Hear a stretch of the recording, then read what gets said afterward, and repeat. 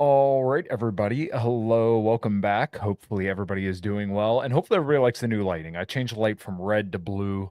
Not sure if people are gonna like the blue more or not, but today's stream is going to be very, very interesting. I've been listening to this gentleman for probably a few years, and I've gotten close with people who are, I would say, close with him, and definitely follow him a lot closer than I do. But listening to my guest today's content and interviews he's done, and other people who agree with him, has really kind of challenged my way of thinking.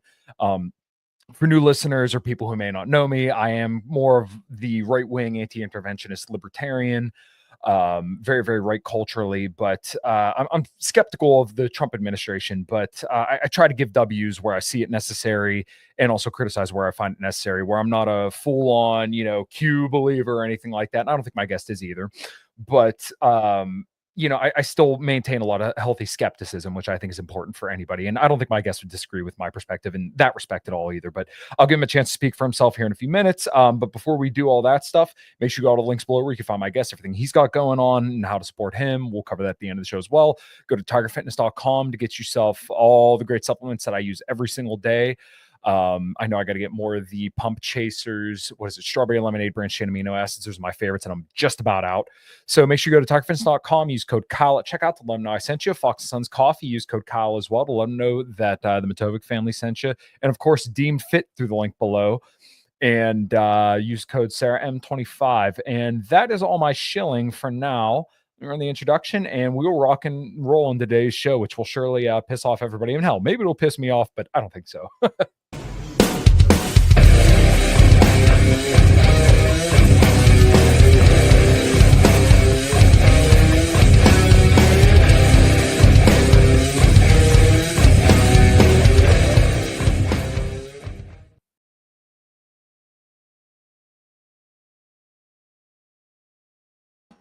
And I would say by popular demand, I got today with me Mr. Tom Luongo. How you doing, man? I'm good, Kyle. How are you? Good to meet you. Yeah, I'm absolutely fantastic, and I'm really looking forward to today's conversation. So, real quick, why don't you give yourself an introduction, and then I got a question I think that'll get you going quite a bit. So let's start with that. Sure. My name's Tom Luongo. I've been doing this thing, newsletter writer, pundit, you call it whatever, since I first got hired by NewsMax back in 2013. Editing Gold Stock Advisor and then Wealth Report, neither of which exists anymore. And I now currently still work for them, writing Ultimate Wealth Report every month and continuing to contribute to a Financial Intelligence Report, or in common parlance, UWR and FIR.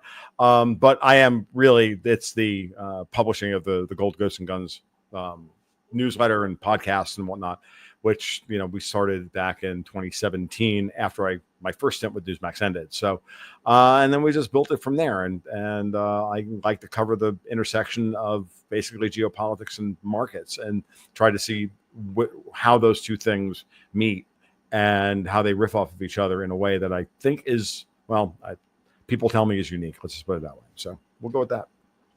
Yeah, that definitely seems to be a common theme I notice amongst guys who are a little bit closer into like the market stuff.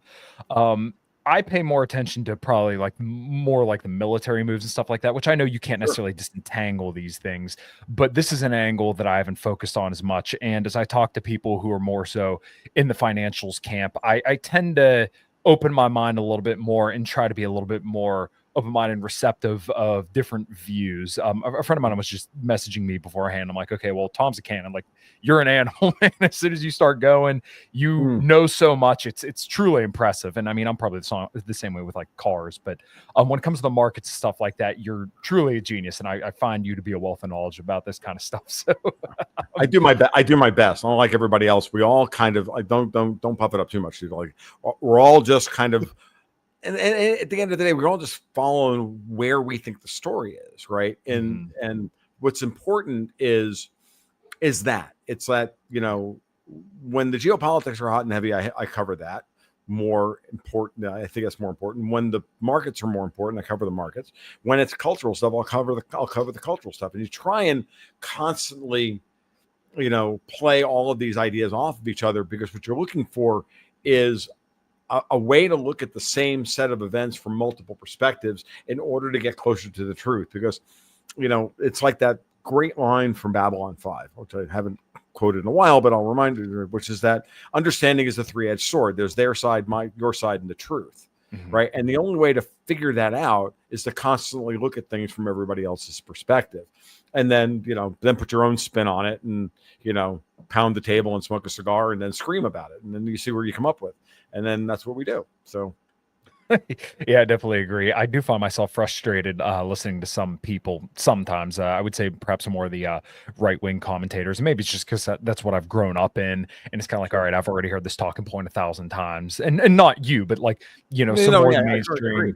Yeah. And now I find myself gravitating towards more left-wing anti-imperialist people who I still think get a lot of stuff wrong, but it's just kind of interesting to always hear their perspective to see, okay, well, maybe I'm full of shit in a certain respect, so maybe I should shut up and consider that while I listen to this person. And maybe I'll come to the conclusion like, no, they're full of shit too, and maybe I'm right. But like you said, it's a matter of always kind of changing your perspective. So while we're kind of on this little journey talking about changing of perspectives, it seems like over the last couple of years, I entitled today's stream Dungeons, Dragons, and Dollars with you, obviously. And it seems like there's been a little bit of a dust up with you and some of the libertarian crowd. So was this more recent? It seems like within the last year, but maybe I just haven't followed everything that closely. How would you describe this split and why do you think it happened? It happened because because most libertarians were more committed to their ideas than the world that they actually live in. I when I first started doing this, right, and yes, and as the commentator just pointed out, I spoke at the Mises Institute in October. I did the keynote address. I attempted to chide them in a way to spur them out of where they are and to move them into a position where they can now join the rest of us in what is clearly an opportunity to fundamentally change the way the world operates. And the longer you do this, you have it's like everything else. As I said, understanding is it's not just a three-edged sword, but it's a process, right? You learn something one day, it pisses you off, you learn something else, and then it drives you to go learn something else, and then you learn something else, and then you learn something else. And as you try to do what is effectively what libertarians are good at, which is, or at least they think they're good at, which is doing root cause analysis of our problems, be they economic or political or cultural or whatever, it's important to realize that at the same time, when you do the root cause analysis, it also opens up your perspective. And since I have, the markets teach, so there's that. And so when you do that, and then you marry that with really good, like getting your ass kicked by the markets a few times, and you realize that you may be right in the short term about a particular investment or idea or whatever, but that picture that the market is painting in the daily perspective, in the short-term perspective, isn't the same picture that the market sees at the medium term or the long term or the generational term or whatever. And so I like to say that all knowledge is fractal in that respect. And so therefore, when you look at an individual law or rule or event that's happening, you can always create the knee-jerk libertarian individualist reaction to it. You can also say, well, yeah, obviously this is because of the Fed and it did this and blah, blah, blah. Fine. But then what happens when you broaden your perspective and you look at the way the Fed operates, for example, and this is, of course, the fallout between me and Mises, the way the Fed operates in the context of everything else we now know and we've actually been able to uncover. And what I've came to the conclusion about is that no matter where you are, at some point, every organization responds to the incentives that are placed in front of them and the pressures that are placed in front of them, including the evil Federal Reserve. And there comes a point where what happens when the Fed is under existential threat? And I don't mean by the Misesian crack-up boom or any of those other libertarian word salad. I mean, no, really, the Fed is at war with City of London and the old Venetian banks.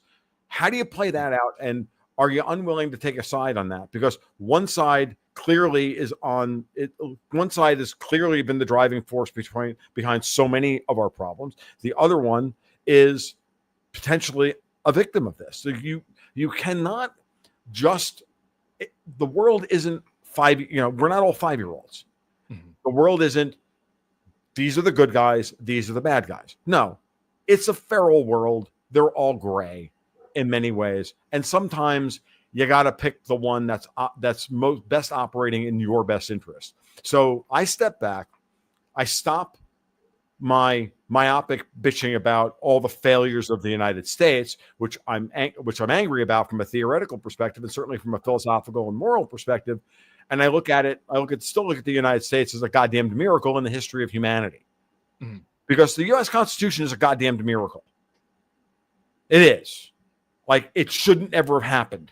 We shouldn't have won the revolution. And in many ways, you could always argue we never really did win the revolution. And when you think about it from that perspective, you come down, meaning that we may have gotten political independence from the crown, but we never achieved true financial independence from the crown. Why? Because we were running a massive trade surplus with industrialized Europe in the late 18th century. We were still just effectively no different than, Indonesia is for China, the producer of raw materials, right? So, how do you square those things? And then if you start to really do some thought about the history of the United States from that perspective and its relationship to its former colonial masters, you realize, well, maybe they gave us the Fed. Sure. Okay. And maybe the Fed is evil, but getting rid of the Fed, given the world we live in today, that doesn't make any sense, since the world is dominated by central banks.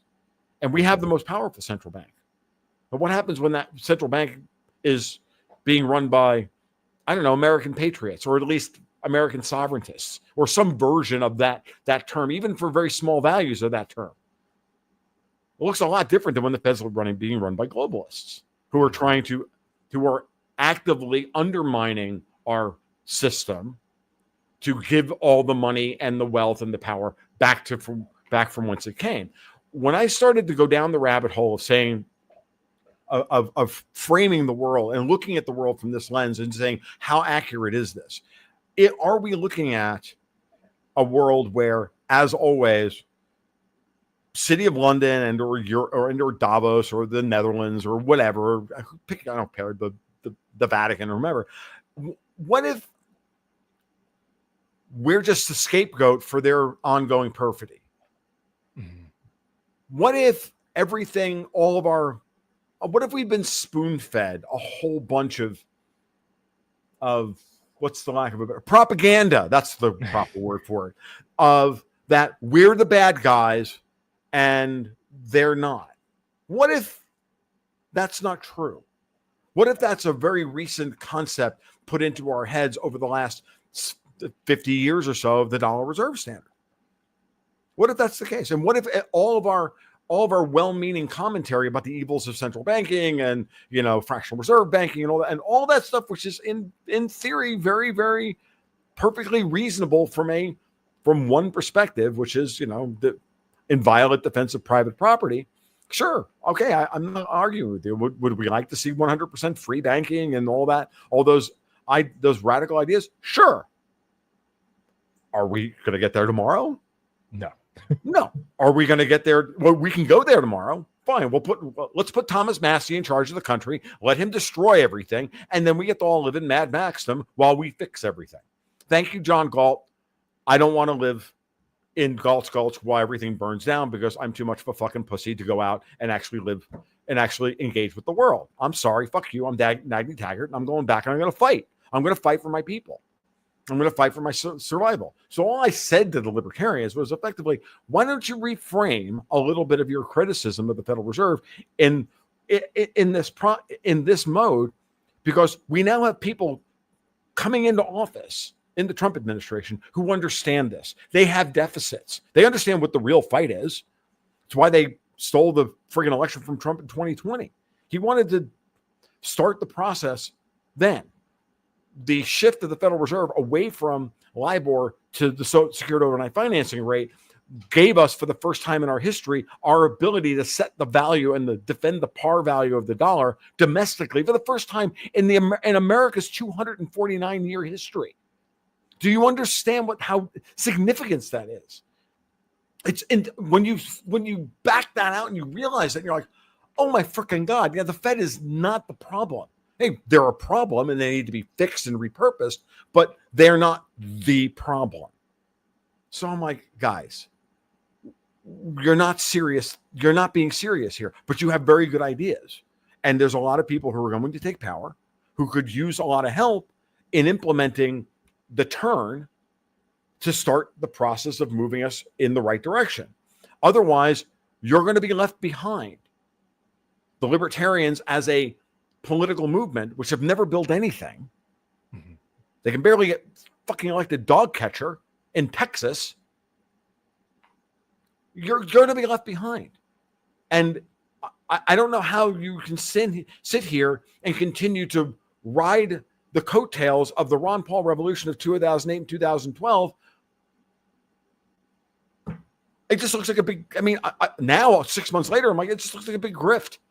And I'm like, I'm at the point now where I'm like, until they stop acting like this, I'm like, no, sorry, guys, you are indistinguishable from Marxists. Your feels and your principles are more important than the damage that you cause. So therefore, you're indistinguishable from Marxists, other than that you read better books. Because I read those same books and I came to these conclusions.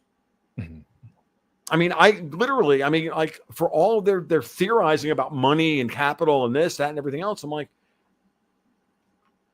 I came to like so many of the ideas that I now talk about now, and like when we get into like heavy duty monetary theory, I came up with these things on my own back in 2008 that were a consequence, like things like, why is Bitcoin superior to the dollar? Because it's divisible by 8 decimal places, not 2. And it has the ability in code to go to 16 if necessary. Why? Because the free market that you're all champions of is inherently deflationary, because technology is inherently deflationary, because the stuff we made today, we're going to figure out a more efficient way of doing it. Therefore, we're going to do it cheaper. The free market grinds out all arbitrage. And at the end of the day, we get so efficient, and this is the Marxist critique, we get so efficient at making screws that we don't have a monetary unit capable of dealing with the resolution of the comparisons between a screw and a dog. Like, we don't have the ability to do that. So we need better monetary resolution. So we can either inflate the money supply, or we can add decimal places. Well, we added zeros. We have to add orders of magnitude in order to get better resolution. It's simply put, we need more significant figures if you're a scientist. And that's because we're innovative. And I know that argument rankles a lot of people because they can't argue with it. So they just like ignore it. And they've been ignoring it for a long, long time. So I just like, where did this start? It started from the lack of understanding that there's an infinite gulf between the world we've got and the world we want. And you get to the world you want through the incremental change so that you bring everybody across without doing any harm. Institutional inertia is real. Societal inertia is real. We don't just take on a radical idea and then go and implement it. We beta test it through the generations. And how about we think about, if we want to get, so from my perspective as a libertarian, as a libertarian, I still am a libertarian. Like I am. I just hate modern libertarians because they're not libertarians anymore. Right. What I mean by this is that, and I know this will rankle everybody. What I mean by this is that my goal is still the same. I would like to get to a just society where private property is, defended, and we use as little government or as little force, unwarranted force, to do so. We use as little excess force in the forces that's thrown at us in order to defend that. It should be proportional, and we should do our best. And the difference between the amount we have to push back versus the amount that we're aggressed, we should try and, like all good arbitrages, we should try and get that down near as zero as possible. Do we have that with the current political structures we have, and which are a reflection of the current crop of humans we have on this planet? Are people enlightened enough for this idea, or do they have to be shown that? Or are we still going to have to work through generations of narcissistic abuse and this, that, and everything, all these other things that have nothing to do with, rational choice theory or, free market economics or whatever you want to call it? It's all dumb. Like, no, of course not. So while in theory, am I an anarchist? Yo, of course I am. In practice, no. Trump out there, assholes and elbows, and beat all the beaners who are burning down fucking Home Depots in LA. This isn't fucking hard. And guess Mhm. what? It's still consistent with the non-aggression principle. Yes. You know why? They're fucking thieving. Yeah. I've And seen Davos is a bunch of fucking child molesting vampires. Every goddamn one of them we have the right to just shoot them, but we're not allowed. Mm-hmm. Okay, Yeah. we done? Thank you. Beautiful. It's so funny because I've seen so many libertarians dying on the hill to defend this, where like, oh, I'm for these protesters. Like, oh, we don't want the government coming in and doing this. I'm like, okay, well, like, let's just kind of walk this line here. And there's so much here that I want to touch on, but since this is a lot, the first thing on my mind, let's say we got an anarchist utopia tomorrow. If you had a bunch of people that weren't from your community rioting, burning shit down, causing damage, would you not have your private police force out there pronto defending that private property? Any libertarian that says, no, I don't want to live anywhere near you. I don't want my daughter to be anywhere near you because you're a danger to society. Yeah. No, it's not that it's not that tough. Like, again, I would love to live in a world where I don't have to feel like, look, let's make it simple. If Antifa were to come to my house, Antifa would get shot. I live in Florida. Yeah. It's not hard. If you come in Black Bloc and you come down the road and you figure out where I live and all the rest of that shit, hey, here it is. I got enough guns. It's just that simple. You're going to get shot. Why? Because I'm going to assume that you're here and you're hostile. And if you're on my driveway, you're on my private property, so I have the right to shoot you anyway. I live in Florida. Like, you loot, we shoot. Like, it's not that tough. Matt Gaetz is completely right about that. That being said, I don't want to live in that world. Right. I want to live in a world where, you're a committed Marxist and you want to, like, persuade the world into the rightness of your cause. Go right ahead and do so. There are plenty of used bookstores left in this country somewhere that you guys can go hang out at. Maybe that's what the Marxists are really mad about, because they lost all their used bookstores and used record stores. Maybe that's what they're really angry about, because, Amazon put them out of business and now it's, maybe that's what it's about. I don't know. But it isn't. I know it's deeper than that. And I mean this. And again, it's like, guys, it's not that hard. You have a choice between people who, my friend Pete Canones finally got me over the hump. Very good friend of mine as well.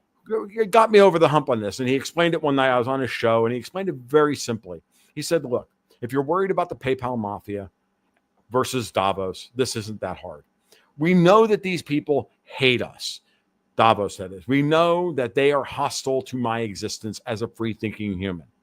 We know also, or we suspect, I mostly suspect, that the PayPal mafia, little tech bro guys, are mostly indifferent to my existence. They may have some evil plan that they want to put in place to put chips in some people's heads because they think it's cool, or this or that, or they want to go to Mars, or they want to do this, whatever they want to do. But I don't think it's the same as Davos. I think they just want to do their cool shit. And do some of them want to build some form of, Minority Report with more Spurgs? Yeah. Okay. But I'd rather Minority Report with more Spurgs than Minority Report with more Germans. Because that's what I'm looking at. It's just that simple. And it's not that I'm surrendering to the world I've got. I'm not saying I'm not going to fight for the world I want, but I'm going to use the tools at my. This is the other thing I said to the Mises. I said, look, I know this sounds very not un-Tolkien here, that to grasp the ring of power and then use it for good. I know the argument. I like Gandalf. He's a brilliant man, but the Fed is a tool. We can either use that Fed for ourselves, or we can work with the Fed, or we can cheer them on when their interests align with our interests, or we can be morons. They're an incredibly powerful institution who has the ability to set the price of the most powerful currency in the world. Notice I didn't say money. That currency settles more trade than anything else, is still used and contracted in hundreds of trillions of dollars worth of contracts around the world as of today. Tomorrow, it's going to be hundreds of trillions of dollars, minus a couple of thousand. Yeah, de-dollarization is happening. At what rate? Glacial timescale. Sorry, Peter Schiff, you're wrong. I don't need to be right on a geologic timescale. I need to be right on an investment horizon that makes sense for myself, my wife, because I'm not going to outlive her, and my daughter, who is definitely going to outlive both of us. Like, that's what matters to me. And if that's not good enough for you, well, that's nice, but continue to lose running for dog catcher in fucking Dothan, Alabama, because I give a fuck. Done. Now I'm going to go out and I'm going to try and I'm going to try and come up with solutions and options and put those on the table for the people who wield the power that's out there, or explain what it is that they're trying to do to improve this system so that we can move forward as a species. Because we know what Davos has planned for us. We saw what their plan was in 2020, right? 2021. We saw it. That was a test run. You want to live in that world? I don't think Jamie Dimon wants I know Jamie Dimon doesn't want to live in that world because there's no room for JP Morgan Chase in that world. And so that's all I care about. I know that for right now, Jamie Dimon's on my side. Why? Because Jamie Dimon and I have the same incentives. Preserve commercial banking.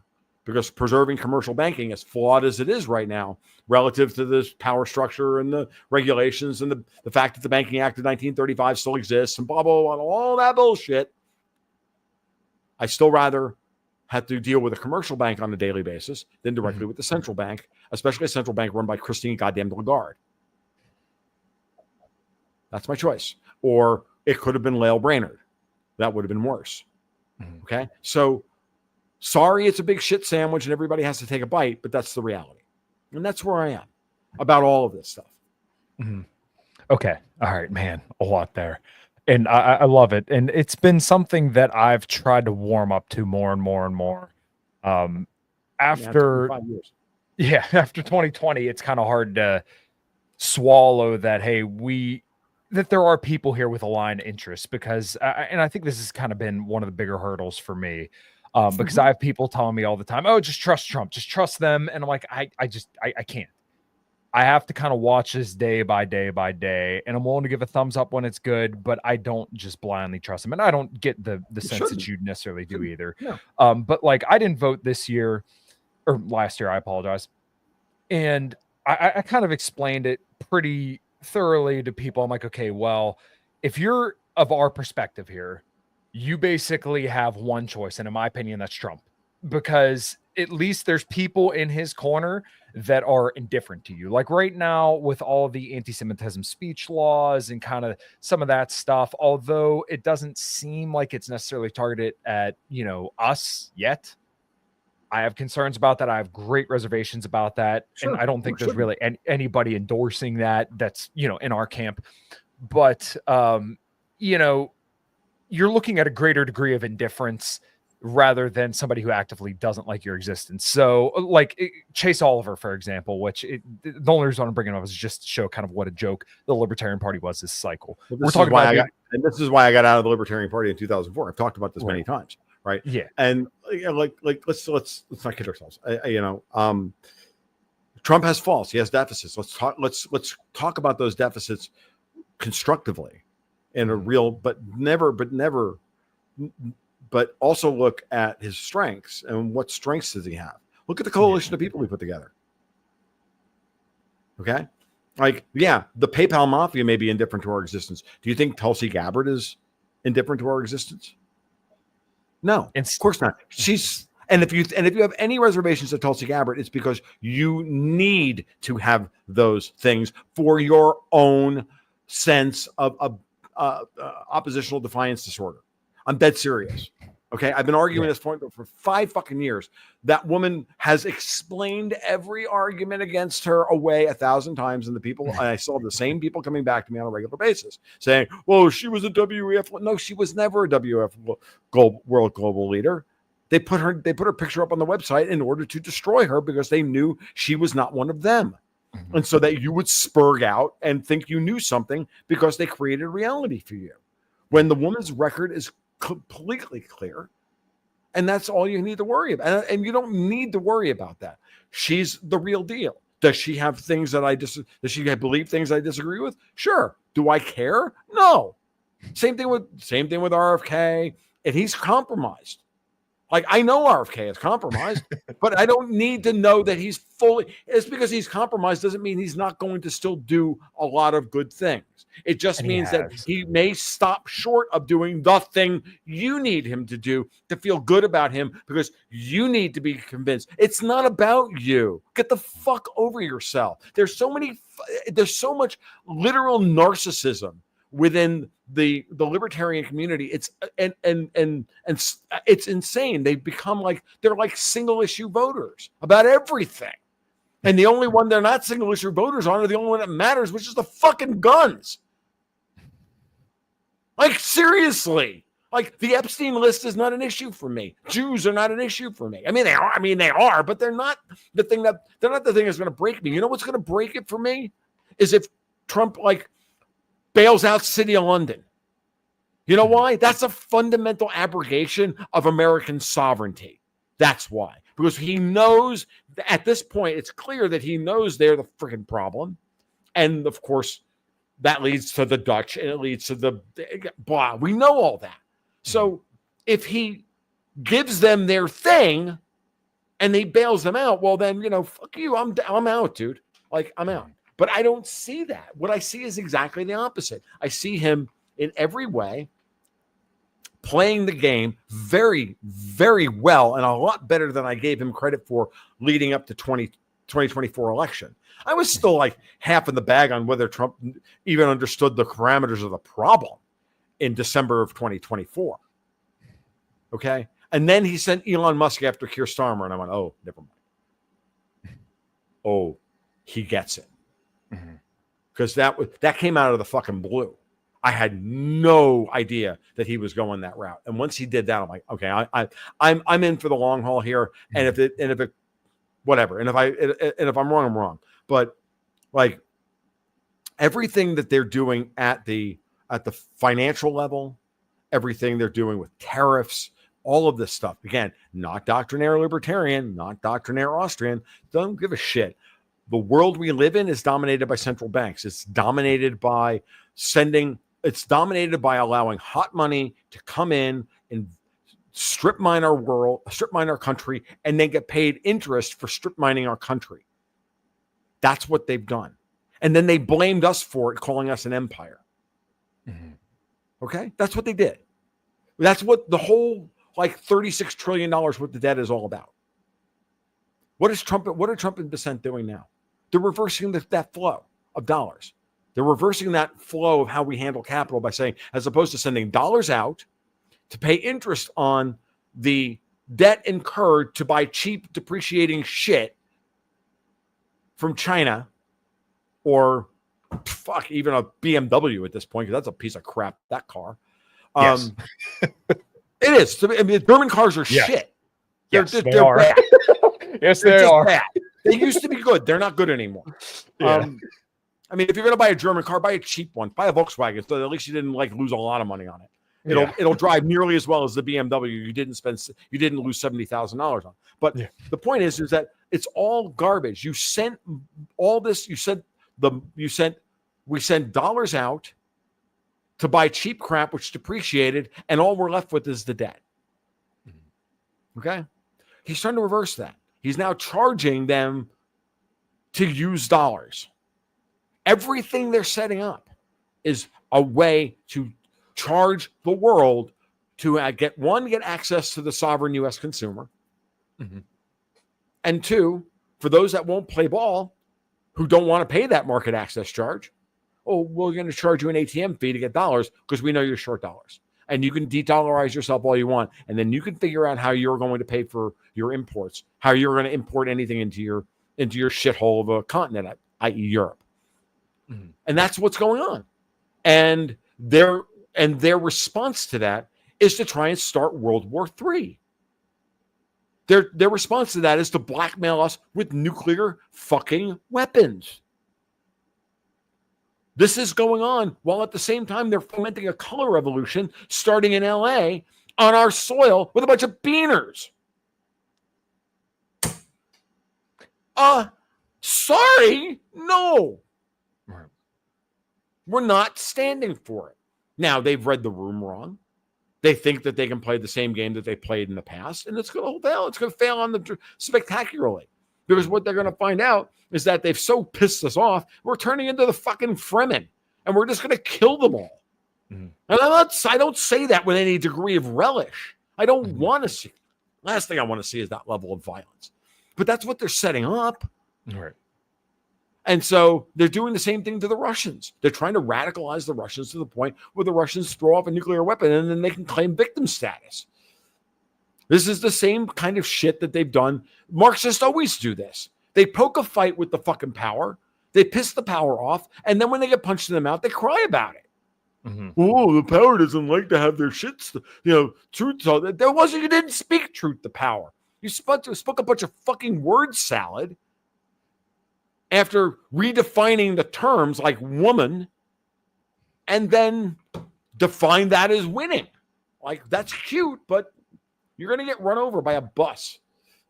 And that bus is has a big fucking Trump on it with a wig on the with a hairpiece on the top of it. Yeah, blonde, hilarious.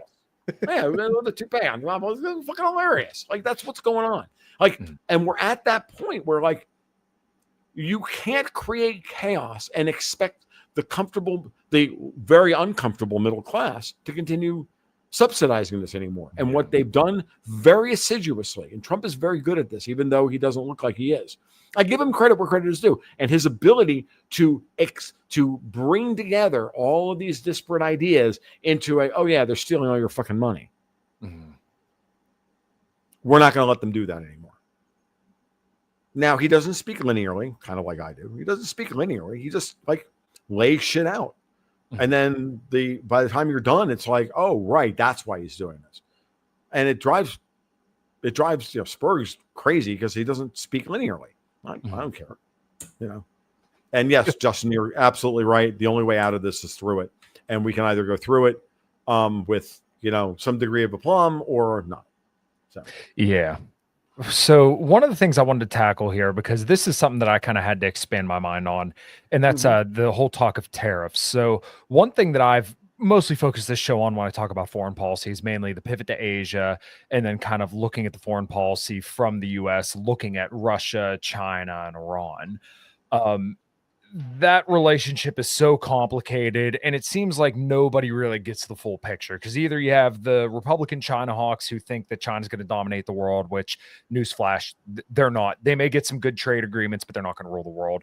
There's dumbasses that think Russia's going to take over Europe. That's probably not going to happen. They may take a little bit more Ukraine. Probably about that. The Russians have no interest in taking over Europe. Exactly. They consider it a shithole. Yeah. So basically, these big old threats to the U.S. empire aren't really threats. They basically want dominance over the areas that they got, and they want to be able to do their business and generally be left alone. China's a little bit more bodacious, but also the U.S., in my estimation, and maybe you could correct me here, but has kind of encouraged some, basically forcing away, like Latin America. When you think about Latin America's ties with China, it's mostly because the U.S. has really dominated the Latin America, whereas, like, in my mind, it should be like, hey, you know what, instead of Venezuela, right, we've tried to coup you, the old Trump administration coup you, forget that, we got rid of John Bolton, even though Marco Rubio's a retard, we're going to start fresh, we want your oil, we're going to give you, in my ideal world, we give you special treatment because you have a shitload of oil, we want that, fuck China, we have the Monroe Doctrine here, we're going to be good friends with Latin America, we're going to kick China out, China can have Africa, whatever they want, but they have their sphere of influence. We have ours. They don't have any say in Africa. The United States is retrenching. The entire concept of the American empire, I've come to realize, is it's not that it didn't ever exist or that it wasn't real, but it was never sustainable, and it was never really our idea. Okay, I say this. I say this again. These ideas are evolving in my head the older I get. We were taken over. The real coup in this country happened in 1913. right? Yep. Income tax, the Federal Reserve, direct election of senators, which destroyed the Constitution, by the way. So we come out of the Civil War, which was stoked by the British and the French, in order to break the United States up. And we come out of that, we come out of Reconstruction, we come out of the robber baron era with British foreign policy, a British central bank, right, and British tax structure. The rest of it is just programmatic at that point. Okay? You got to realize that it's programmatic at that point. Like, it's an arbitrage opportunity that never closes because of the rules system. So we were always going to see the rise of California because they chose California, and then they used it as a means by which to create a superstate within the United States. The same way that they created modern Germany post World War II to then rule over all of Europe, the European Union, right? And when you start to, so this was always going to occur. The communists were never left us alone. Comintern never ended in 1947. And it was just a long, slow march through the institutions. It's always been happening. And it culminates. And then after World War II, when we fight Europe's war again for them to finish everything off, we then rebuild them with our money. And we build a global dollar system that we don't control. But yet we get all the blame for it. Okay? Because their people controlled our banks, and those families controlled our monetary and political system. And the America that we were sold as children and that we're so all angry about it being gone was never ours. But now we grow up with a big chip on our shoulder going, I hate our own country because of what it's become. And then what we're slow to deal with emotionally, and I think this is where a lot of the opposition to this stuff comes from within libertarians, is the fact that we've decided to make the change. We've decided to try and finally throw off these chains. And it took me a long time to figure this stuff out. I didn't, you go back and you listen to me ranting into a microphone on one of my old live streams at 2017, and you will not hear anything nearly this nuanced. You'll hear some of these ideas, but you won't hear these ideas. I will sound a lot more like a Russian shill, for example, because what I understood about what the Russians were doing was that they were defending their own sovereignty, and we were all wishing that the Americans would defend their own sovereignty. And the first Trump administration, that moment was the first time in my lifetime that I actually felt like we had a chance to change the direction of the country. Not even during Ron Paul, which I campaigned for, made money, donated money on, did everything in my power to help, birth into the world. I did as much as I could behind the scenes. I knew that we weren't in a position, and Ron knew we weren't in a position to actually affect that change then. So by the time we get to 2016, the country is now ready after having percolated, having thought about these ideas for 8 years, about changing the foreign policy and changing the domestic policy and getting their voice heard, or at least having some form of champion. But it was never going to be Libertopia. Hell, if Ron had become president, you think he was going to end the Fed? I can tell you that he was never going to end the Fed. He said, it's an idea that we have to work towards. It's going to take time. We have to unwind all this stuff. We have to commit to the path to doing this before we could ever do it. And we have to do all that while we extricate ourselves from the current monetary system, from all of the unfunded liabilities, Social Security, Medicare, and everything else. We have to do all that.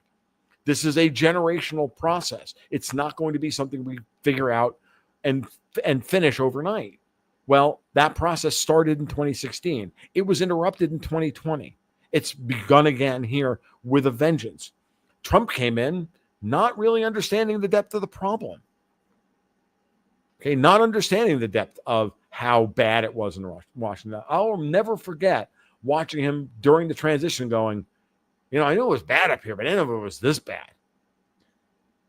And at that point, they ring-fenced him off and they fucked him. And that was that.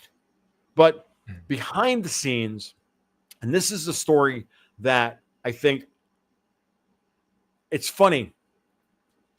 I know I'm the only one to actually talk about it publicly. Daniel DiMartino Booth talked around it a little bit once the process was in motion. Mm-hmm. But I'm the only one who actually talked about it. I said explicitly. The switch from SOFR to LIBOR, from LIBOR to SOFR, was the beginning of the process. And that doesn't happen if that in and of itself is factual, prima facie evidence that there is a countervailing force within the United States power structure to lay the foundation for how we get out of this, of how we turn this thing from an empire, global empire, subordinate to globalists, not our globalists, Europe's globalists. They tried selling our globalists on this, and they almost won. They installed the Manchurian candidate known as Barack Obama. The whole 9 yards. It's all that shit. Gave us Obamacare. Gave us all this crap. Right? But the shift from LIBOR to SOFR and the 5-year rollout of SOFR was the shot across the bow. Mm-hmm. And it was the laying of the first row of bricks of a different America. And they gave us COVID because of it. They tried to kill us with COVID. They tried to destroy the Fed with COVID. Our banks started jacking. And then I came into this idea in 2021 and I backfilled. I finally started to review everything I thought I knew. And I'm like, holy shit, no, that's what happened. And I remember sitting down with a couple of different people as SOFR was on the verge of becoming the law of the land. And I'm like, oh, okay. Understand. You can't fix the country until you fix the money. Mm-hmm. Right? Libertarians say this all the time. Ron Paul says this all the time. Every Bitcoiners say it every day. Well, guess what, folks? SOFR started to fix the dollar. And now the problem is, as opposed to wanting to fix anything, they want to be right. They want to be right that we need to go back to gold, or we need to implement Bitcoin, or we need this, or we need that. No, they're fixing the dollar. Mm-hmm. So I've argued with Bitcoin maxis for years, for example, and said, look, I love Bitcoin. I think it's great. I also think that it's, when there was no competition to it because it had a Federal Reserve that was actively trying to destroy the dollar in order to make the euro the thing, Bitcoin flourished. Mm-hmm. Because the market was like, yeah, I want a better money. But now the Fed is trying to fix the dollar. And if you think, so I want to see Bitcoin win in that environment where the Fed is actively defending itself. Mm-hmm. Haven't seen it yet. Not saying that Bitcoin's not going to win, just saying I ain't seen it yet. Want the evidence. Give me the evidence. It may take 10 years to get that evidence. I think that we're getting some of that evidence now as the system begins to adopt Bitcoin as collateral within the existing system. And now we have a hybrid system where the dollar itself is becoming just a medium of exchange and a unit of account, but it's losing its quote unquote store of value. And I think the US Treasury market is in similar transition where we won't need treasuries anymore because we don't fund the country through debt issued against our labor, which is what Trump is trying to do with tariffs. To go back to what you were talking, to go back to your original comment.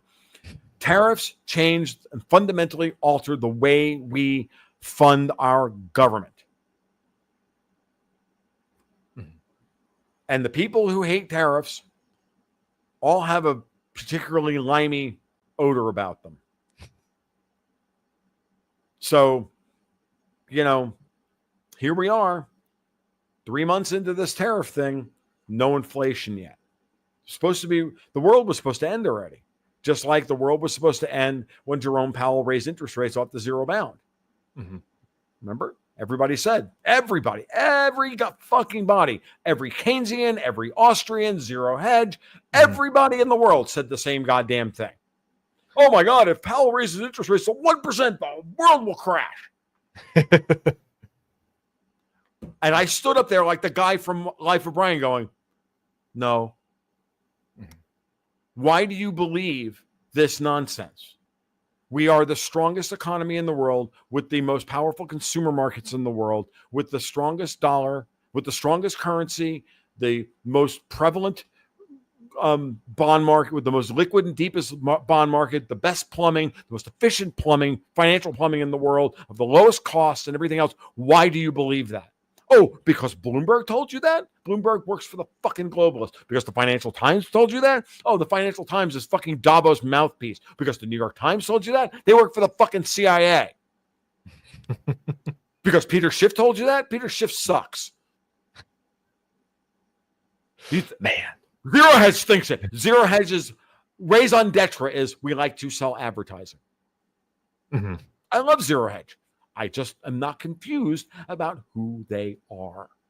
All right. So where you get your information from, how it's presented to you, and why is very, very important. And so the tariff thing, I don't know what to believe about tariffs or not. I just know this. I know that the actual financial markets, after 25 years of buying and holding gold, I know that and having been on all sides of this, I know that the financial markets are far more complicated, far more sophisticated than anybody's model of it. Mm-hmm. And so therefore, all of your ideas and all of your theories are just ideas and theories. And throw them out the window. They're not magic words. They are not gospel truths. Mm-hmm. They are none of those things. And so, thank you very much, but that's the way things are. So with that in mind, the dollar's not going anywhere. I can get geeky on you and explain why they're all wrong. And I've done this in other podcasts that are more financially focused, but it's not that difficult. It just simply gets down to, if you only focus on the supply side of the money, and you ignore the demand side, which goes back to my resolution argument earlier, you're only looking at half of the problem. That's it. You're only looking at half the market. You're only looking at the number of tons of gold produced every year. You're not looking at the number of tons that people are buying. And if you aren't willing to engage both the supply and the demand and understand that dollars can be sent into ports, can be absorbed by the market as liquidity and as into heat sinks for them, like, then you don't understand. Mm-hmm. You don't understand how this works. You think you do, but you don't. And I'm just over the whole fucking arrogance of people who think they know everything. And especially, and I'll be honest with you, and I'm going to throw my fucking cards on the table because the motherfucker called me a clown. Like, just because you're a third-rate historian from a fourth-rate book club, Tom DiLorenzo, I don't give a fuck what you think about the money supply. Mm-hmm. Motherfucker called me a clown. Mm-hmm. I'm like, dude, you're the clown. You literally run a fourth-rate book club in Auburn, Alabama. I wish that wasn't true. Mm-hmm. That's why I said what I said. All right. God. I wouldn't have gone in there and said that if I thought you guys were doing your fucking job. Mm-hmm. No, you just wasted an entire generation of young men's most productive years on this fucking navel-gazing bullshit. I got guys who are doctrinaire friggin' Austrians who are commodity traders and bond traders and fucking bankers.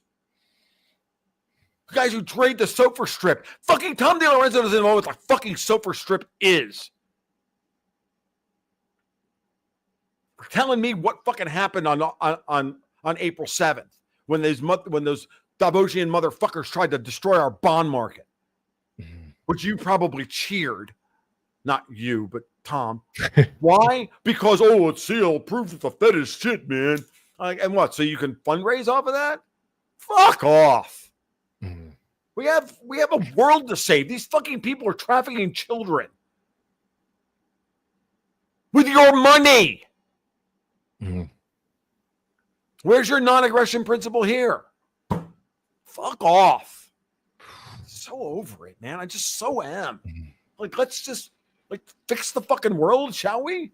No, we're gonna let Marxists and Beaners run around LA and torch fucking Waymos because they know the goddamn Waymos are documenting their positions. Why do you think they did that? This is a color revolution. You didn't like it when Victoria Nuland did it and pulled it off in Ukraine. Why should you like it when she turns around and tries to do it in LA? Mhm. Fuck is wrong with you? Right. And why do you think I rant like this, guys in the audience? Because I'm listening. That's serious. Why do you think I rant like this? Because I'm at the point now where I said multiple times on multiple podcasts, this makes me so goddamned angry. I feel like Edward Norton in the middle of fucking Fight Club beating the fuck out of Jared Leto while he's saying to himself, I was mad at every panda that wouldn't fuck to save its own species. Now, did he take it too far? Of course he did. And he just wanted to destroy something beautiful. I don't want to destroy anything beautiful. I want to destroy that which is disgusting. Mm-hmm. But if you're not willing to fight to save your own goddamn society, to save what's left of English common law, okay, and the beautiful things about the American Constitution and the American way of life, how we the people enshrine and ordain this Constitution to be sovereign over the fucking government. If you don't like that idea, if you don't think that shitbag colonialists, monarchs, Marxists, and everything else are doing everything imaginable to invalidate that very idea in people's heads for the next 200 years so they can remain in power, so they can fuck kids, then you're not a part of the game. And please unfollow me on Twitter because I got bigger fish to fucking fry. Mm-hmm. Yeah, I remember That's not hard. Someone in a comment, I think I watched you on David Gornowski's show that aired probably like a week or two ago. And I think he literally just followed me throughout the course of the show. So I remember someone saying, I went after Tom because how soft he is on Israel and he blocked me. And you and I talked about this briefly before we started the show. Sure. And I share your frustration with this because I see so many people, and I really think they make the other side's case for them, where it's, do you know Israel did this, Israel did that? Was this guy's name Steve Swan, by the way? I couldn't, because he's one of them. That guy's a fuck. That guy works for fucking MI6. Fuck him. I also canceled his membership to my community. But yeah, basically these people, I call them Juicebergs, and I think you said you coined the term. I think I created that term. Yeah, all credit to you for that. I really get frustrated with I think it's 4chan. I think 4chan created it, and I just riffed off it. But fair enough. But like, I get frustrated with the people who can't see the nuance that like, and maybe this is a little bit of pushback on you too here throughout the whole tired, where I see like Trump having these speech laws for Israel, to me, spits in the way of American life. And people will make the argument that, hey, they're just targeting Browns right now. Okay, but once again, there are documented cases, even in the first Trump administration, where down in Texas, they linked pledging not to criticize Israel to hurricane aid, like really, really bad stuff. Sure. And I yeah, of course, I know I can't stand any of this. Like like one of my best friends in this is a guy by the name of Halsey English, who's an Israeli Jew who hates fucking Israel with a purple passion. Okay, you want to talk about a guy who can actually criticize Israel for real? Yeah. And he just drives people like fucking nuts, and it's great. And he's wonderful, and he's one of the finest human beings I'll ever meet. Here's the thing: I don't give Israel a free pass on anything. Of course, right? I just don't give the Palestinians a free pass on their bullshit either. What I have done since October 7th is to stay in the middle of this conflict, which is none of my fucking business. There's plenty of, is it real that AIPAC thinks they run our government? Yeah, it's true. Like every time somebody like mentions the name Miriam Adelson in the 2024 context, I look at them and laugh. If you want to talk about 2016, oh no, Miriam Adelson was important. You want to know why? Because Trump wasn't raising any money. Trump needed her money, and he gave her access, and the other ones access to the White House in order to get elected. Okay, that's one. In 2024, Miriam Adelson giving Donald Trump $100 million. That's her access fee. That's not the same. He doesn't need that $100 million. He raised 4 times the amount of money. 5 times the amount of money that Kamala fucking Harris did. It was the other way around when he ran in 2016. He needed every dollar he could get. Now, Donald Trump, I believe this. I believe, and I think I've been saying this for over a year, that ultimately, over a year, certainly since Butler, Pennsylvania.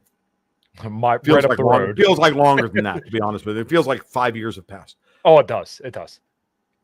That what Trump is trying to do in the Middle East is craft a solution that where Israel survives, but the Zionists are removed.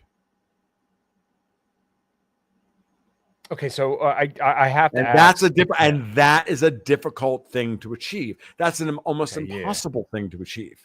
But he's trying to do it. What he's trying to do, is denuclearize the entire Arabian Peninsula, that entire area. He's trying to keep Iran from getting a nuclear weapon. He's not trying to stop Iran from getting a nuclear weapon so that Israel can bomb Iran. That's what Bibi Netanyahu thinks he's going to be able to pull off, and he's still angling for this. If you didn't notice the 2 times that Trump summoned Bibi to the White House and then struggle sessioned him in during the press conference, I don't know what more you need to know. He's not lying about this. And I know a lot of people didn't think that. I had a long conversation with my friend Halsey about this. He's like, dude, you're wrong about this. I'm like, no, I'm not. I'm not. That's not what's going on here. Sure. What's going on is at the end of the day, in order to, Trump doesn't want to see Israel wiped off the map. Right. But at the same time, doesn't want the Zionists, which he knows are part of the cabal that I rant about all the time. You might as well just put them in and make them one of the factions of what I would call Davos. You've got to depower those people. Now, how do you do that? Like, remember, those people are City of London, okay, or whatever you want to call them. And they had plans to, burn out. And again, they hate Israel as well, by the way. Israel is a tool to them.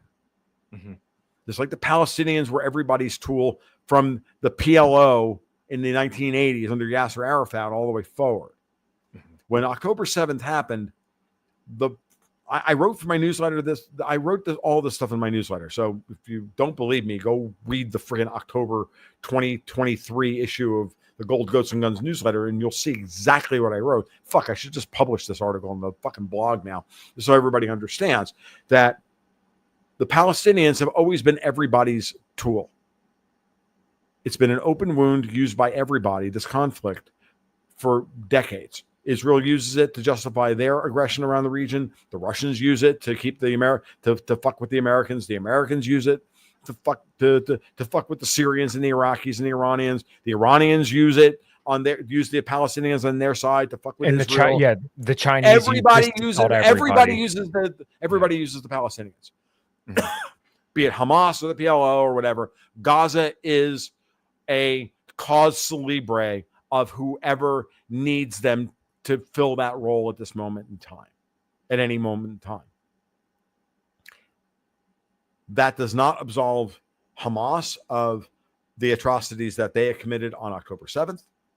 Doesn't absolve Israel of the atrocities that they have committed since October 7th. You have to realize that depending on your point of view, and I'm willing to take everyone's point of view on this and see it that way, that Hamas was a spent asset that needed to be burned down, and everybody used it. Everybody isn't. When you reach these kinds of existential moments in geopolitics, use it or lose it, baby. It's an asset. Right. Lindsey Graham is a use it or lose it asset for Davos now. Mm-hmm. He's not going to get reelected in South Carolina. He is at the end of his political career. He can't save it. He loses to a ham sandwich, 57-43, in the primary next year, or the end of this year. He's done. So what do? They send him to Kiev with a message for Zelensky and the EU, because we're down to human assets now moving messages around the world because they can't trust anything digital.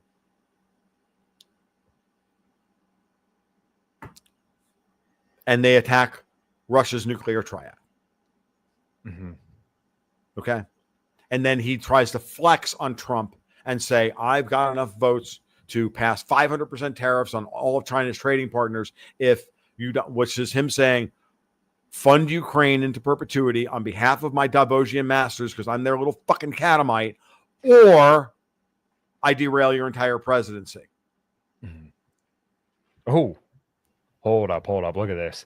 I got a few comments on that, and I kind of want to bounce some ideas off you. But real quick, for the 1776 TK, my favorite rebuttal to those who reflexively hate the Fed: when was there a free market in capital? Pre 1930, pre 1800s, pre BOE, Bank of England.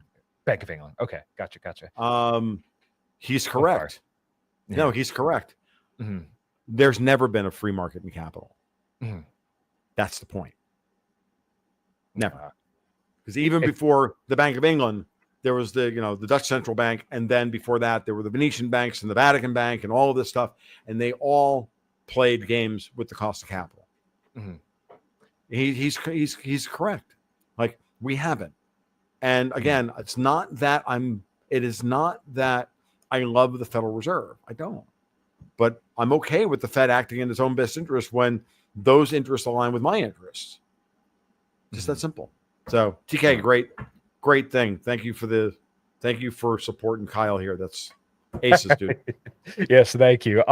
So the way that I was kind of looking at this leading up to the election, I tried to distill as much nuance as I could, is that you kind of had like these different pressures or influences on Trump, right? In my mind, it kind of looked like the PayPal mafia was probably the best interest. And much like you said earlier, yeah, they probably got evil plans. And yeah, are they going to turn us into cyborgs tomorrow if you let them get 100%? Who fucking knows, right? The worst Whitney Webb nightmare. Yeah, the worst Whitney Webb nightmare that you could possibly imagine. The other influence was the neoconservatives. So honestly, yeah, I would put Steve Bannon into that camp. And I know people might be skeptical about that, but that's because he kind of lines himself with Bannon. Once Navy intelligence, always Navy intelligence. That's my attitude. Okay, yeah. Wow. Okay, yeah. I'm surprised. Same thing with Jack Posobiec, by the way. I don't listen to yes, fuck that CIA asset. But the neocons, so your Marco Rubio, your Howard Lutniks, if you will, maybe your Lindsey Graham, Frank Gaffney, Michael Ledeen, these kind of guys. Sure. They had an influence on Trump as well. And then you obviously had the Israel angle. To me, it kind of looked like the Israel angle was probably the most heavy one, because throughout 2016 to 2020, he had been the most differential to Israel, and he was willing to give Israel a lot. So leading into the election, then also, the first anti-BDS legislation was signed back in 2019. Going into this election with the way that he was campaigning and running around Miriam Adelson, it looked like, hey, like this is going to be more of this cabinet. Look, again, like I said before. Yeah. Okay. Trump did, like somebody posted it earlier, he just fired 3 major fucking Zionists. Like, understand that we're not going to root out or remove all of quote unquote Israel's influence on the American government. Yeah. Not until the boomers are gone, the silent era, droolers are gone, and it's not going to happen. Like, these people are there. What matters now is not Trump himself. Don't get focused on the moment. Get focused on what he's trying to build to get past the midterms into 2028. He's trying to destroy the Democrats. He's trying to destroy these fucking Marxist these insane Marxists that have literally flooded our country with 40 million freaking people. And they're trying to flood Canada with another 40 million to turn Canada into a goddamn free fire zone and gun running operation. Like you've gotta like you gotta think bigger picture here. Israel is literally fighting for its survival. Mm-hmm. And I don't care one way or the other. Mm-hmm. I don't care if Israel survives or doesn't survive. I think they've made their bed and they're gonna lie in it. The same way that I don't hold the same level of animosity towards Israel that I do for the colonial powers of Europe. Why? Sure. Because I don't believe that Israel is an order maker. I believe Israel is a fellow traveler trying to survive. It's like a barnacle.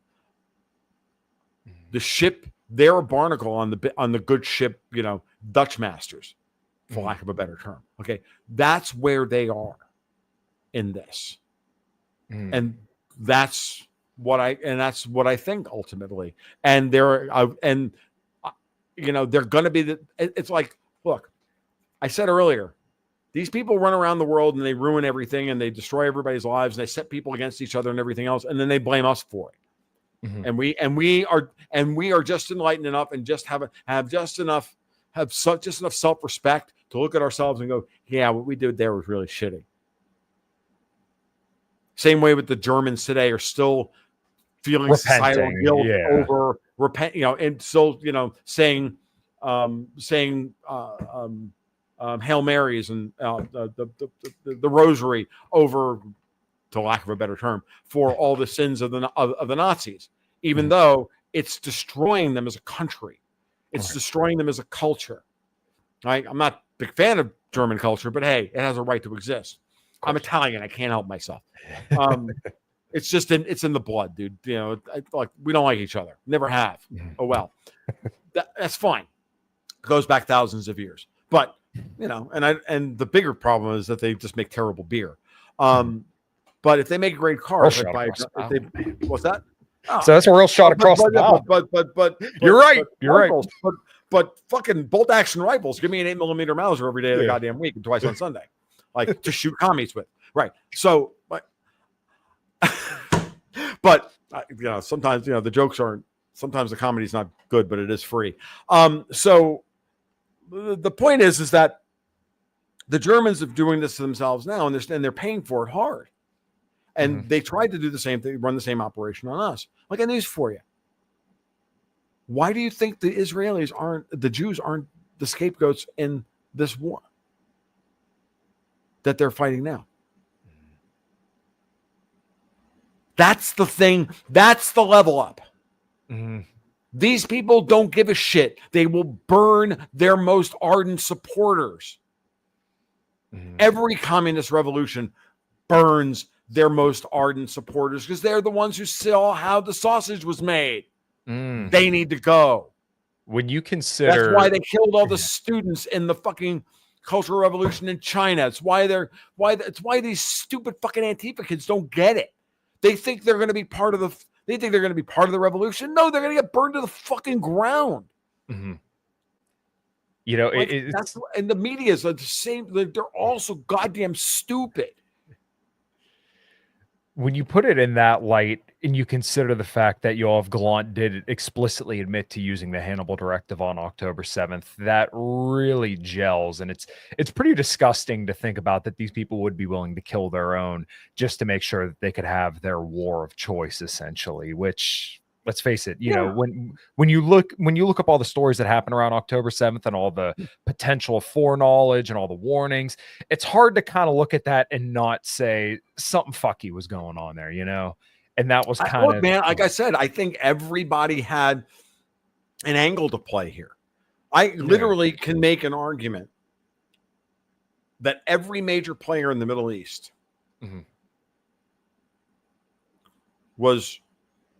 had an incentive to create October 7th. Everyone. from the Brits to the French to the Americans to the Iranians to the Israelis to the Saudis to the Egyptians, everyone, the Turks, everyone.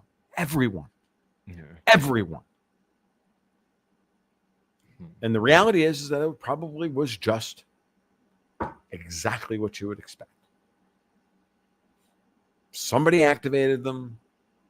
A thing happened. It got out of control. And here we are. And it got out of control. Why did it get out of control?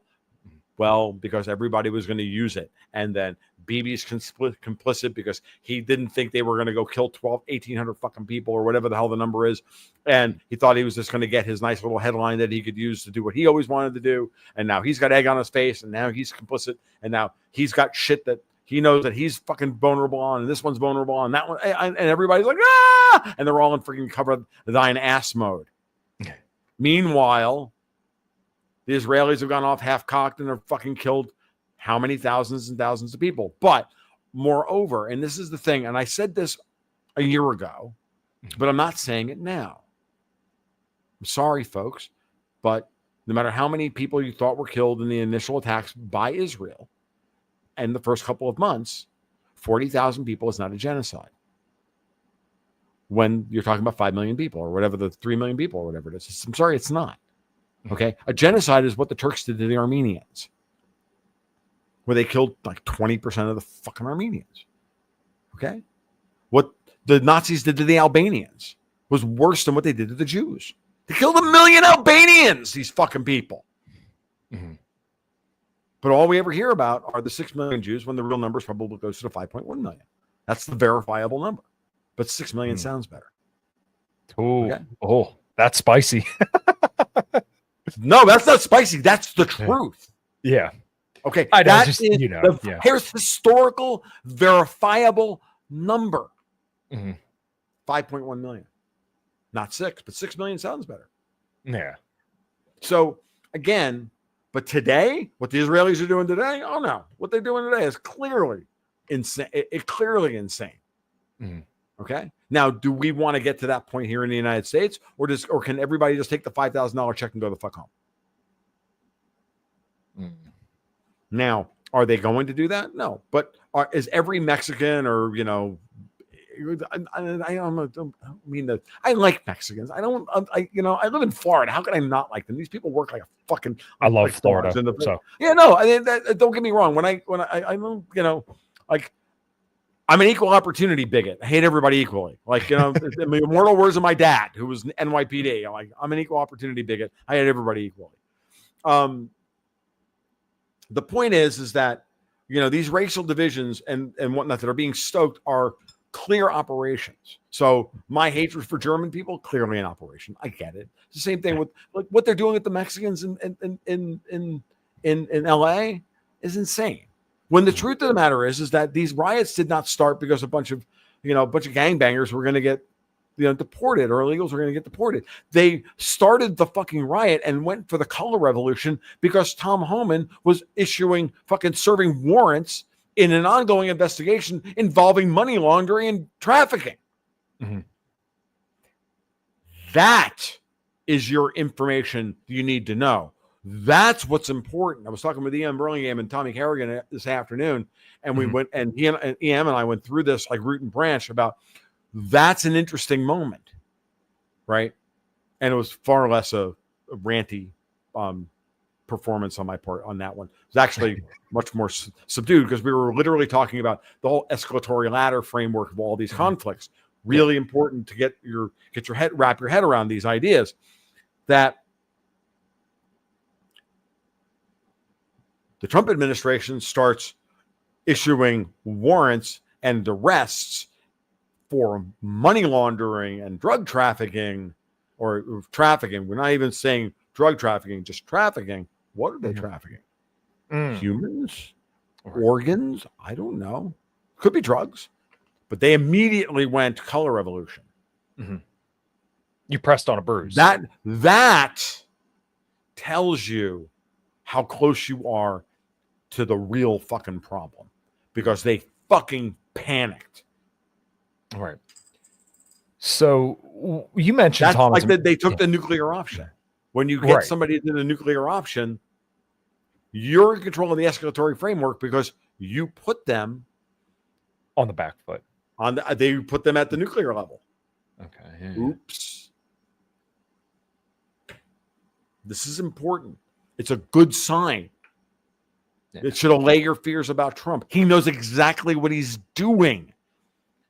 Because by provoking them to that level, they have nowhere else to go except up. And if this fails, they're done. They're hoping to like draw this out for the 5 to 10 years. They were hoping to draw this out from like just like they did from 68 to 73. Mm-hmm. By the way, Kent State happened since 1970. They were trying the operatives on Twitter were trying to say, well, this is going to be bad for Trump in 2028. Blah, this is going to be bad for him because it's going to be bad optics. Just look what happened. And the guy said, yeah, Kent State was bad for optics. How many states did Nixon win in 1972? Yeah, I think the people are largely kind of sick of this kind of stuff. 49. Yeah, that's the answer. Is Israel possibly attacking Iran right now? I mean, I'm looking at the shit in the. So yeah, I don't know if you've checked Twitter at all recently, but they've been evacuating some embassies over the Middle East. Allegedly, people are saying that Israel's. Yeah, that basically Israel's planning to attack Iran. I'm so skeptical until I hear anything solid. I don't believe anything. And if he does, if Bibi does that on his own, he'll be doing it on his own. Mm-hmm. I'm serious. Like at this point, and he has and again, he's another one playing all of his cards. Mm-hmm. He's about to, if he gets thrown out of power, he's done. He's done. His political career is over. He's going to fucking jail. He's going to pound me in the Not a minute too soon. Not a minute too soon. He's one of the most sinister men ever walk the planet. Yeah. I hate that fucking guy. Yeah. How could you not? So when it comes to kind of some of this stuff going down in California, you mentioned Thomas Massie, and I agree that Rand Paul and Thomas Massie should probably take a better stand on the immigration stuff right now. But when it comes to this big, beautiful bill, I have hesitations buying into this because to me, it seems more like an issue of will. Like there isn't the will to actually go in. Like he's activated the National Guard. Okay. So Kyle, what they're arguing for is they want a bill that needs 60 votes in the Senate to pass. Mm-hmm. They don't have 60 votes in the Senate. They've got 48 they can count on. Mm-hmm. They got 5 they can't count on. That's the end of the fucking discussion. Mm-hmm. The bill is good enough. I'm done. I've said my piece on this everywhere. Okay. The CBO report is bullshit. Sure. Bullshit. Complete bullshit. Thomas Massie, he even tried to like talk to get back to counter the Stephen Miller talking point about they started the CBO budgeting score by putting everything by putting the old tax rates in place and then calling all of the new tax cuts costs. And then scoring, and Massie tried to like talk his way out of it like a good little commie, and he failed miserably. But only the Libertarians ate it up because they're friggin' morons, because they're bad at math. Oh, that's right. Their books don't have math in them. Bung. Sorry, couldn't help it. So if Dexter White ever watches this one, he will be laughing his ass off because that one was for him. My point is that that's most of it. They always underestimate the effect of tax cuts on revenue projections. Sure. They always overestimate the value of tax hikes. And it's insane, dude. It's like this. It's just stupid. It's grandstanding by a bunch of people who've never gotten a bill passed through Congress once in their life because they're so goddamn principled that that 1% of the population in the country eats it up and sends them money from around the country. Rand Paul and Thomas Massie get most of their fundraising. I'll bet you dollars to dog shit. Most of their money comes from outside of their district and their state. And all they're doing is shoring up their their electoral bona fides. That's all they're doing to make sure that they get reelected. Rand Paul is an open borders libtard. Lawbert, he is, always has been. He's coming. Cernovich did great work this week. Really, really, really finally just coming around and saying, no, he's been telling you who he is for 12 years, 15 years. He's in the Senate now. He's been in the Senate 15 years or 12 years, however long it's been. It's been forever and a fucking day. He's been there and he's never done a fucking thing. And when push comes to shove, he's always on the wrong side of every issue when it comes to the fucking border. So Rand Paul, fuck him. Done. My people. So Ron Paul just announced he's having his 90th birthday party. My people were like, "Oh, dude, it's $200, and you know, and we should crowdfund to send Tom there, like, so he can like sit next to Tom DiLorenzo and eat off his plate." I'm like, I wouldn't go anyway, even if they crowdfunded. I just thought it was hilarious, but I wouldn't do that. Like, I'm gonna burn that. If I have to burn that bridge, I'll burn that bridge. I don't give a shit. Like, I'm sorry, but I'm not talking about what am I doing? Burning the bridges with the people who can't win anything. What do I care? Like, and again, anybody who thinks that I'm not like, you know, I'm not like, this isn't me straight shooting. I don't know what else what I have to do here. Like, you know, Israel's complicated. It always has been. Anybody who wants to think all these situations are complicated, but when it comes to the world we live in today, we have the best opportunity now to beat these people that we've had in 500 freaking years. Maybe we should get on, you know, just shut the fuck up and get on board and try and get on board for the big win. We have a general. We have an army. We have a general at the political level. We have his, you know, his brigadier general at Treasury, Bessent. We've got this guy over here. We got that guy over there. We've got them. Got news for you. You don't go to war with the army you want. You go to war with the army you got. Mm-hmm. And if the general we have is Donald Trump, maybe you should try and figure out how best to utilize his strengths and minimize his weaknesses, as opposed to just sitting around all day, gazing at our fucking noses about, well, is it no, shut the fuck up. Like, I'm serious when I say this. It's now time to just shut the fuck up and engage with the world you've got in front of you. And I'm sorry, but I'm like, okay, here's one for you. I'll give you an idea about Scott Bessent. Ready? Okay. I was chatting with Martin Armstrong up in Calgary. And it was on the podcast we did with Alex Craner and for Sean Newman. And he said, look, I know Bessent when he worked for Soros. I traded against him. He's good.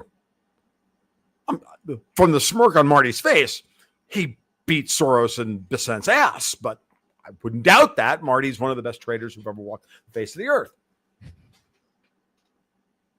Why do you think they're trying to like create? Why do you think Scott Bessent is at the center of every controversy, real controversy in the White House right now? Elon Musk, right now, this morning, Bloomberg was out there going, we think somebody said that Scott Bessent has got the inside line to replace Jerome Powell as Fed chair. I'm like, why would Bessent do that? He's got so much work to do at Treasury. Mm-hmm. It's why? Because he's effective. Because he knows what he's doing. He knows how to trade. He knows how to run a fucking basis trade and use use the basis, the Treasury basis trade, for example, in order to, like, he was very credible argument that he was using the Treasury basis trade to drain the LBMA of their gold last month. Mm-hmm. And you wonder why they're why they're trying to attack our Treasury markets. Like, you've got to realize that what you're seeing in LA today is just, or in Ukraine, there's a whole swath of the same shit happening in the world of financial markets. And we're winning those fights. We have better tools than we've ever had in the past. We have the right people in these positions than we've had ever had in the past. And we don't know how as laymen, and I'm considering myself a layman plus on this at best. We don't have the real knowledge to understand because it's not our area of expertise. We don't trade fucking treasuries every day, right? We don't scalp nickels in a basis trade on a daily basis and make our living at it. Okay. It's a tough business, by the way. You think I'm high strung. Those guys make me look like a fucking Amishmen. So, like, and so we can't see it. It's outside of our frame of reference, and so it doesn't make it. It doesn't. We don't register it as being important, but it is important. And this is the kind of thing that, and again, I don't talk about all this stuff as I'm so wise and insouciant that I figured all this stuff out. No, I start talking about these things and I inspire people to come out of the woodwork and go, oh, by the way, you were right about that, and that, but you were wrong about this. This is actually what happened. And I know why. And here's the data, or here's the thing, or here's the this, or here's the that. So in my way, you know, what I'm trying to do is put the holistic picture together. And underneath me are what I would like to call my Baker Street irregulars, who are sitting underneath doing all the work to figure out what's actually happening and we riff off of each other all day long trying to figure out what these things actually mean. And that is how this is done well. And if you know, this is why, you know, I can be entertaining and still trying to elucidate this shit. All I'm trying to do is at best, you know, put together and put on the table what I'm seeing. And then when I say after all that shit, oh, by the way, shut the fuck up. They're doing what you want them to do. They're just doing it in a way that you can't understand. And I'm not, that isn't a way of saying trust the plan. What it's saying is, because trust the plan and 4D chess are just the modern versions of conspiracy theory. It's a CIA, it's a psyop, dude. Promulgated by the CIA. What I'm saying is that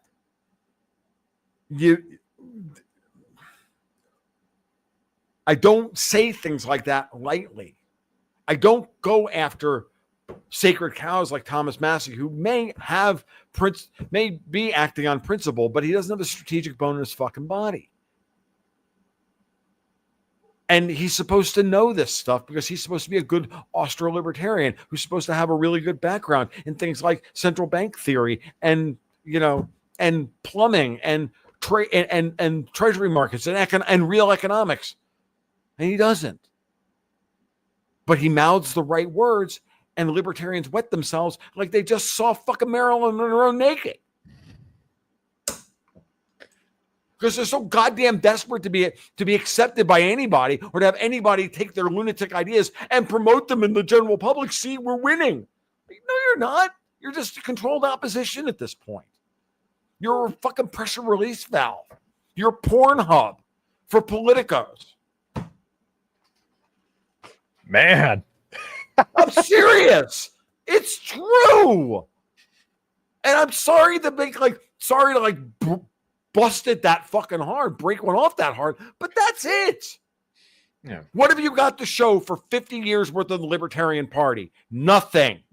What have you got to show for? I said this at Mises. I said, if this was and I said it not with this voice, because I know if I had said it with this voice, my wife would have been like, dude. She was like, no, your tone was perfect. He said, like, it was conciliatory. It was like, look, if we were a serious organization 12 years after the Ron Paul revolution, there would be 2,000 people in this room, not 200. Right. So clearly we're doing something wrong. Well, and here's an argument as to how we can start doing it right. I think to your point, you're also saying that like there should be 2,000 people in this room, but there's not because of failure on our part to communicate and adapt to the problems on the ground. Yeah, no, that's it. It's like, why do we still think Peter Schiff speaks for us? The man hasn't been right about anything since 2007. Buy gold? Like, fuck. Anybody could have told you that. But then again, his company's called Euro Pacific Capital.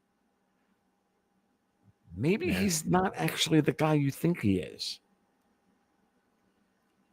Just saying. Yeah. I mean, I hold a space in my heart for him because I think he's introduced a lot of people to Austrian economics. But I think it is a well-observed point and one that I definitely haven't considered. Well, yeah, of course. And all the grace to people who bring people to this perspective. But I think there's also a certain growing up point that I think we all kind of have to go through. And as I said, throughout the show and past shows, that I have a daughter here in a few months, right? Yep. At a certain Congratulations. point, thank you. I can't just keep sitting here and say, like, oh, no, society is fine, whatever way it is. We don't need deportations. We just need to be nicer to people. We have to spread ideas. At a certain point, I kind of have to say, no, like, I want a future that my daughter is going to live in. Like, the last name Matovik here in Pennsylvania carries some fucking weight, at least where I live. And I'm very, very proud to say that. I'm connected to my dad, my grandfather, all of them, right? Seeing, lines and lines of people around the funeral home for my grandfather's funeral 15 years Wow. ago. Yeah. Yeah, exactly. I want that. Exactly. Yeah, I want, my future son. I want me to be that way. Will I? Right. Well, who fucking knows? I'll try. But like, Right. I can't just sit here and say like, oh, we have nothing to really contribute to the real world other than abstract theory. We have to give some kind of positive vision and at least try to assimilate to the world in some way that's going to be productive rather than just abstractly preaching to people. Yeah, no, you have to do a little bit of both. You have to say, look, my principles are what they are. I want to minimize the amount of killing in the world. Mm-hmm. So all of these rants that you heard tonight, they're all variations on I want to see fewer killing in the world, fewer people killed in the world. How are we going to get there? Well, there's a number of ways we can do that. And as a strike the root kind of guy, as a root cause analysis kind of guy. Remember, I used to be a research chemist, so I used to write corrective action reports for failed industrial processes before lunch as a high energy electroplating electrochemist and metallurgist. Oh, I used to do high energy physics too, by the way, when I was an undergraduate. Just saying, kind of know a little bit about data. But my point is, I wouldn't go on any of these rants if my goal wasn't like to try and figure out what is the root cause. What is the thing we can change the most to better the world in both the short, medium, and long term? Who is our proximate enemy? What are their strengths and weaknesses? And how do we neutralize them? Mm-hmm. Again, I almost, I had a great chat this afternoon with Ian Burlingame on Tommy Kerrigan's podcast. So it should be out tomorrow. And Ian and I were talking about this and said, he identified the three. We know who the problem is. It's fucking Europe. But there's 3 steps in order to take their power away from them. The first step, the Trump administration's already done. You're taking away their access to public money. Like now they can no longer take our tax money and then use it to enslave us. Let's start there, right? Again, might not be perfect. They might not get rid of all of it, but they've done a pretty good job. The NED, USAID, Harvard endowment, blah, blah, blah, blah, blah, all of that. The second thing you do, you got to take away their private money. So now you go after the cartels. Now you go after not just the NGOs, but you start going after their private money that way. So you start going after the private funding sources. You dry those up. Of course, you do that. And part of that is done through tariffs is an aspect of this, because now they have to pay to get access to your markets. And then the third thing is you've got to get rid of their seed corn. Mm-hmm. Right. So you got to get rid of their public cash flow, then their private cash flow, then their seed corn. Now, the seed corn is the money that they've stolen over the course of the last 400 or 500 years and, stuffed away in banks that we've never even heard of. Right. All those dark financiers that we see glamorized in James Bond movies, those people are real. Mm-hmm. Right. You got to get rid of their seed corn. How do you get rid of their seed corn? Well, you make access to capital so expensive for them, and you cut off their avenues by which to get access to collateral, that they have to put it on the table in order to keep funding their war. How do you beat an enemy that has more money, more power, more weapons than you do? Bankrupt them. You attrit them. Yeah. And you attrit them. And then how do you keep the attrition war going where you're not spending more money attriting them then where you can't attrit them in such a way that they figure out that you're attriting them. That's the key. You have to make them think that they're still winning. So we'll leave it with this. Right? We should probably wrap this up. And not because I don't want to continue talking. I could talk about the shit until fucking 1 a.m., but I'm running out. This is my last cigar. So Of course. no problem. But I'll leave it here. At the beginning, right after late 2022, I wrote an article about the Russia-Ukraine war, and I came to the conclusion that the Russians, after they did their initial blitzkrieg, and then they pulled back, and because there was supposed to be a peace deal, and then it turned into a trench warfare. And I looked at it and I went, if you want to beat NATO, because that's who they're fighting. NATO's got more power than you do. They've got better weapons. They've got more manpower. They've got this. They've got all this. They got all this money that they can bring to bear if they want, and production capacity and all this stuff. If you want to beat those people, how do you attrit them out? Well, you have to make them think that they can still win. Because if they don't think they can still win, they won't throw more money at it. Case in point.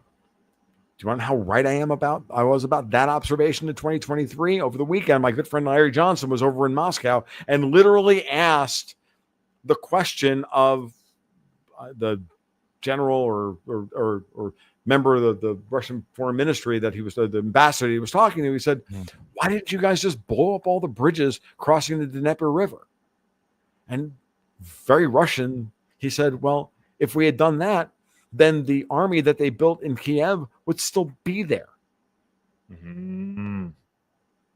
But we left the bridges open so they would come across the bridges into the Donbass where we could kill them. And we made them think that we were weak. While they destroy the 1st, 2nd, 3rd, 4th, now 5th Ukrainian army in 3 years. Dangle the fucking carrot. Thank you, Justin. And then whack them upside the head with a stick. Wow. That's how you win. It's how the Russians are going to win. That's why the Russians are going to win no matter how long this war goes. The people in Europe are too fucking stupid. The leaders in Europe are too fucking stupid, too inbred, and too full of themselves and too removed from the conflict to understand that they're not winning. And they've lost the ability to create a media echo chamber that turns everybody into a Skinner box addicted fool. Again, my friend Larry Johnson was at a local meeting with a friend of mine down in Tampa a couple of weeks ago, and a whole bunch of people in the room, a whole bunch of high net worth, upper middle class, know nothing white people from Central Florida. Yeah. And he was talking about foreign policy and a couple of these, typical fucking burb clave, dwelling soccer boomers stood up and we had to support Ukraine. We had to support Ukraine. Russia was the aggressor, and that's just wrong. And Larry said, "Okay, are you going to send your son?" Pin drop. Pin drop. But if you asked her to send Phyllis's son, John, as opposed to her son, Timmy,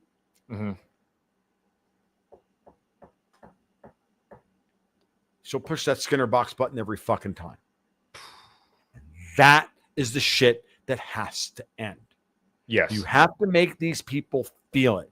The fucking Rothschilds or Keir Starmer or any of their fucking, or any of the people who are behind them, they don't feel any of this. Why? They haven't lost anything yet. But when they lose their mansion and they lose their trust fund, then they'll understand. So you've got to get them to sucker them into thinking that they can put their prodigious capital on the table and then fucking take it from them and end the fucking problem once and for all. And sorry, folks, but there's only a few institutions on the planet that have the power to do that. And now I'm going to get all evil, Mr. Burns on you. The Federal Reserve. Mhm. Hate to Wow. hate to break it to everybody, but only the Fed has that kind of power. Why? Because the Fed has the ability to set the cost of capital of the most powerful currency in the world and charge whatever price they want to whatever client comes begging at their door for dollars. So what you're going to see, I'll leave you with this. What's happening is the following. We're going to get a Federal Reserve that's closer in conception to the pre-1930 Banking Act of 1935 Fed, closer to its original conception. SOFR already allows for the regionalization of interest rates and the cost of capital. And the Fed just has to be a lender of last resort for the domestic economy, which would include the domestic stablecoin market and everything else that's being built. And on the other side, be the enforcer of the par value of the dollar in international markets. That's the goal. We'll have an onshore dollar and an offshore dollar, just like they have an onshore yuan where your money goes in, but it doesn't come out unless the Chinese Central Party says so. Well, we got the same thing happening in the gold market. Your money can come in and you can buy GLD, but JP Morgan has to get a special variance from the U.S. government to take gold out of the vault at GLD and send it to somebody else at scale. It's happening all across the American market, and it's going to happen with dollars as well. So everybody who thinks, oh my God, the dollar has to die. Well, get over yourself, get over your anger about what the government may or may not have done to your childhood or to your dad or whomever. Doesn't matter. Bad guys are going to win, but as long as the badder guys don't win, that'll be good enough for me. It'll be the best world I ever lived in. I didn't say it would be a good world. I said it'd be the best world I've ever lived in. And that may be all we can ever ask for, because this is an eternal game. This isn't one of these board games that's behind me where there's some arbitrary victory condition. Yeah. It's a game that's eternal. Okay. So we'll leave it there. Beautiful, Tom. Well, I'm looking forward to that podcast you mentioned. Where can everybody go to find you? And I'm sure you'll post a link for that tomorrow. I'll definitely be listening in. Go ahead, drop any plugs, anything that you want people to know where to find you. Yeah, it's not hard. You guys can follow me at Twitter on TFL1728. It's my initials, TFL, Thomas Francis Luongo, or Terrible Football League, 1728, which is a George Lucas reference if you don't know what I'm talking about.